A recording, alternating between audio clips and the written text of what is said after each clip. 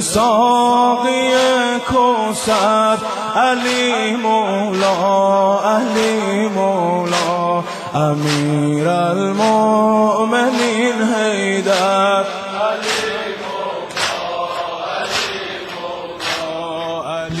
اعوذ باللہ من الشیطان الرجیم بسم اللہ الرحمن الرحیم۔ پیغمبر اسلام حضرت محمد مصطفیٰ صلی اللہ علیہ وآلہ وسلم ارشاد فرماتے ہیں، انا والی ابوا حاضی امہ، ہم اور علی اس امت کے باپ ہیں۔ چنانچہ پیغمبر اسلام نے بھی اپنی زندگی میں اور مولا علی نے بھی اپنی زندگی میں اس امت کے شفیق باپ ہونے کا حق ادا کیا اور امت کے ساتھ ایک باپ کا برتاؤ رکھا۔ آغای محمدی اشتہاردی اپنی کتاب میں تشریح لکھتے ہیں کہ جب مولا علی علیہ السلام کے جنازے کو دفن کر کے امام حسن اور حسین محمد حنفیہ اور عبداللہ ابن جعفر واپس آ رہے تھے تو کوفے کے دروازے کے پاس ایک کھنڈر میں ایک غریب آدمی، ایک بوڑھے آدمی کو روتے ہوئے دیکھا جو بے چین ہے اور رو رہا ہے، اور ایک اینٹ کو اپنے سرہانے تکیہ بنائے پڑا ہوا ہے اور گریہ کر رہا ہے۔ یہ لوگ متوجہ ہوئے تو اس کے قریب گئے اور پوچھا کہ آپ کیوں روتے ہو؟ تو اس نے کہا کہ میں بے نوا ہوں، میرا کوئی نہیں ہے، میں 1 سال سے یہاں کے اوپر ہوں۔ ایک شخص تھا جو روزانہ میرے پاس آتا تھا، میرے کھانے پینے کا انتظام کرتا تھا، مجھ سے محبت کی ایسی باتیں کرتا تھا، محبت بھری باتیں کرتا تھا اور میری دلجوئی کرتا تھا۔ آج 3 دن ہو گیا ہے کہ وہ نہیں آیا ہے، میں اس کے لیے پریشان ہوں، بھوکا بھی ہوں، پیاسا بھی ہوں۔ تو امام نے اس سے پوچھا وہ کون تھا؟ کیا تم نے اس کا نام نہیں پوچھا؟ اس نے جواب دیا میں نے نام پوچھا تو وہ کہتا تھا کہ تم کو میرے نام سے کیا لینا دینا، میں خدا کے لیے تمہاری سرپرستی کرتا ہوں، تمہاری تیمارداری کرتا ہوں، تمہاری دیکھ بھال کرتا ہوں۔ انہوں نے پوچھا کہ وہ کیسا تھا؟ جواب دیتا ہے کہ میں تو نابینا ہوں، میں نے کبھی ان آنکھوں سے اس کو دیکھا تک نہیں۔ اگر اس کا چال چلن کیسا تھا، اخلاق کیسا تھا؟ تو وہ رونے لگا،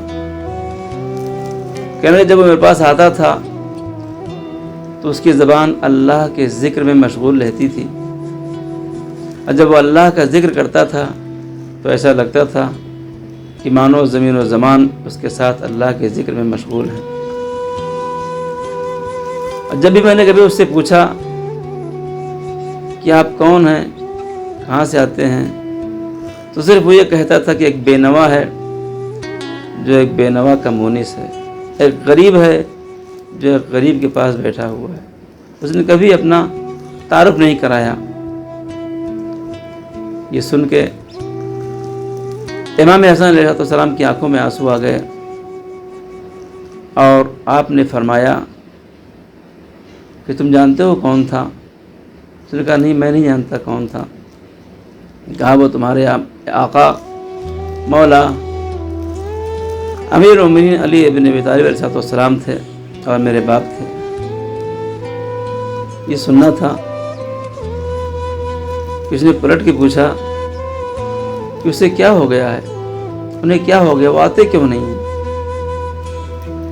امام نے جواب دیا کہ انہیں ایک شقی نے تلوار سے ضربت لگائی اور جس کے اثر سے وہ شہید ہو گئے، آج ان کو ہم دفن کر کے آ رہے ہیں۔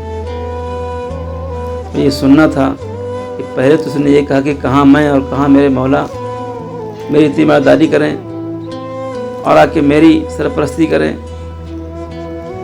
اور جب اس نے شہادت کی خبر سنی تو بے چین ہو گیا، بے چین ہو گیا، آہ و زاری کرتا تھا اور مٹی کو اٹھا کے اپنے سر میں ڈالتا تھا کہ خاک میرے سر پہ کہ آج میں نے اپنے شفیق امام کو اپنی کھو دیا ہے۔